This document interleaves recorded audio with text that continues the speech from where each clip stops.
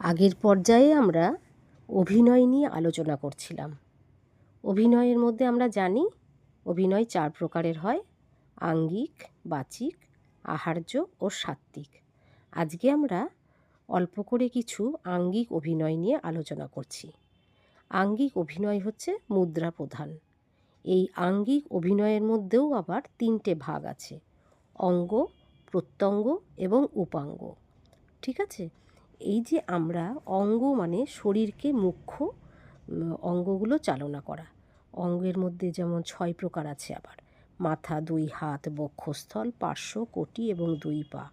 এদের সঞ্চালনের দ্বারা যে আমরা অভিনয় করি তাকে আমরা বলছি আঙ্গিক অভিনয়ের মধ্যে অঙ্গ। আর প্রত্যঙ্গ হলো সেই অভিনয়গুলোকে আবার কাঁধ, বাহু, পিঠ, উরু, জঙ্ঘা এই প্রভৃতি অঙ্গগুলোকে সঞ্চালনের মাধ্যমে কটি, তারপরে কবজি, এইগুলো যে আমরা সঞ্চালন করছি এবং অভিনয়ের মাধ্যমে তাকে বলা হচ্ছে আঙ্গিক অভিনয়ের মধ্যে প্রত্যঙ্গ।